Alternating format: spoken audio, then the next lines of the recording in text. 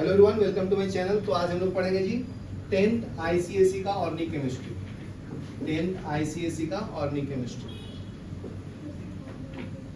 ICSE का organic chemistry.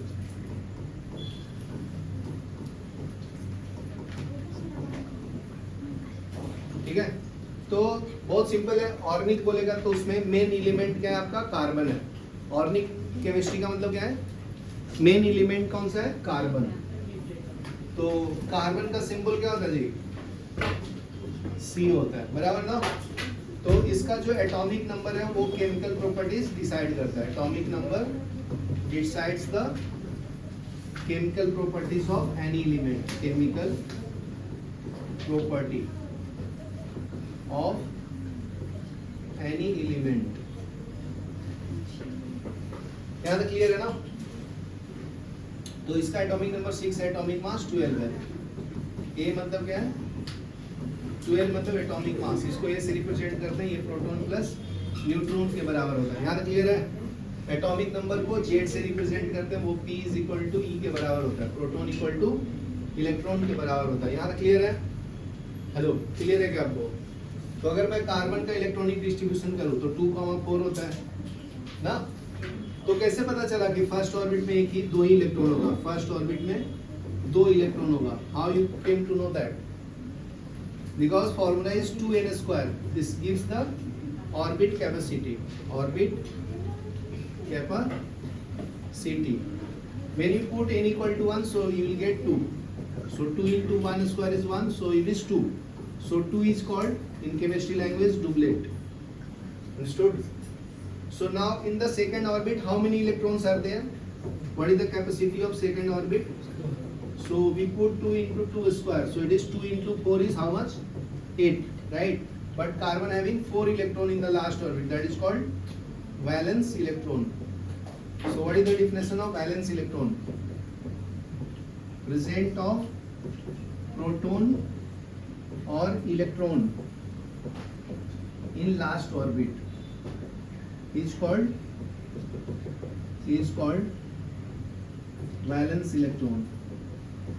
Valence electron. यहाँ clear है? तो carbon having 4 electron in the last orbit. So how many electrons it needs for complete the octet? 2,4. So this is called valence electron. So how many electrons are required to complete its octet? 4. So requirement of electron is called valency. So that is called combining capacity of an element. Combining capacity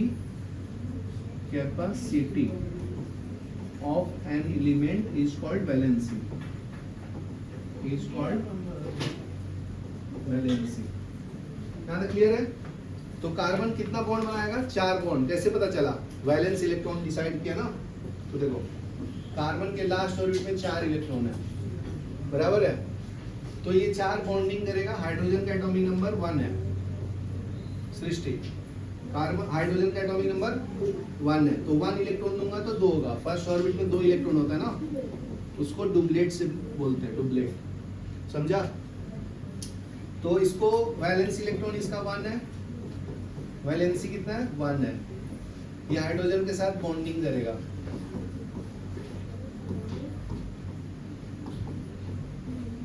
ठीक है ना? तो ये duplet इसका complete हो गया।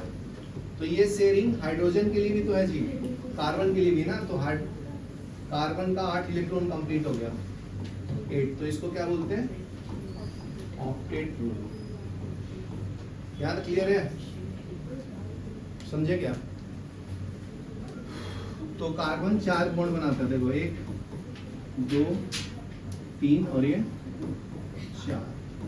तो ये फर्स्ट कार्बन जो कार्बन में रहता है, एक कार्बन रहता है ऑर्गेनिक केमिस्ट्री में, उसको मीथ बोलते हैं। जैसे इंग्लिश में 1 2 3 बोलते हैं, जर्मन में नूल आइन चिक जिबन बोलते हैं। उसी तरह से इंग्लिश में 1 2 3 बोलते हैं।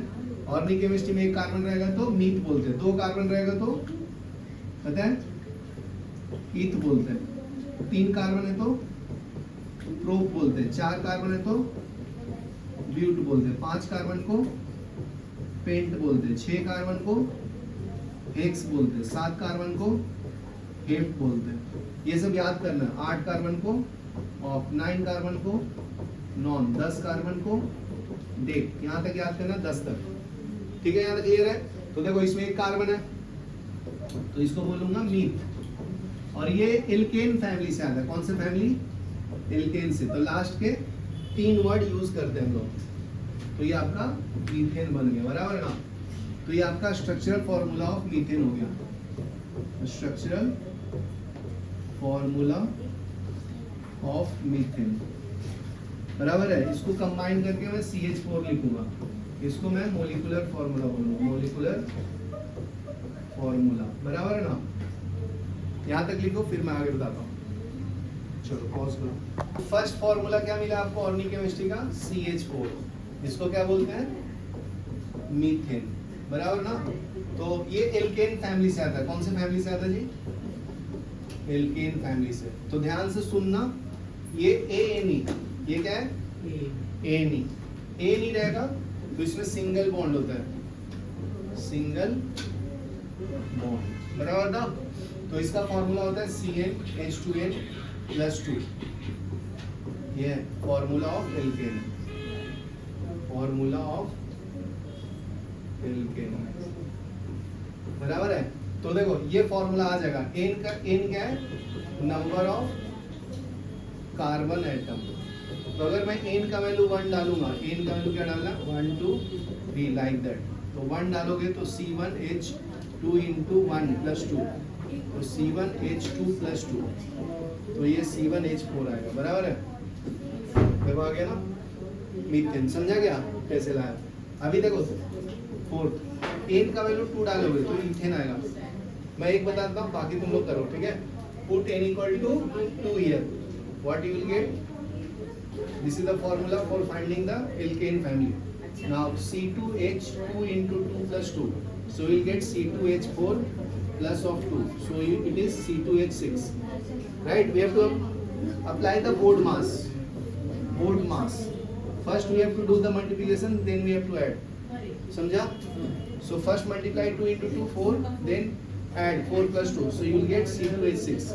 So this is ethane. Understood? Now you have to solve. Put N equal to 3, N equal to 4, and also try to draw the structure. How will you draw this structure? You have 2 carbon, right? And each having 4 electron in the last orbit,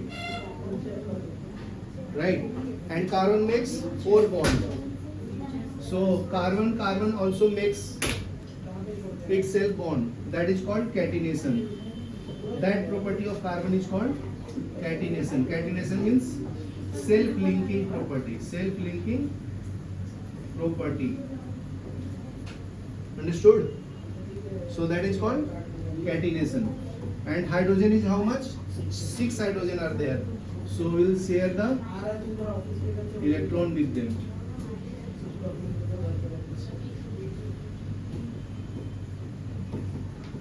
समझा? तो you can count 6 hydrogen is there, 1 2 3 4 5 6, and all having octet complete carbon. So 1 2 3 4 5 6 7 8. So similarly for this carbon. So how many electrons? 1 2 3 4 5 6 7 8. So octet is completed for carbon and duplet is completed for hydrogen. So if question is asked how many bonds carbon make? Carbon makes 4 bonds and hydrogen makes 1 bond. ये समझा?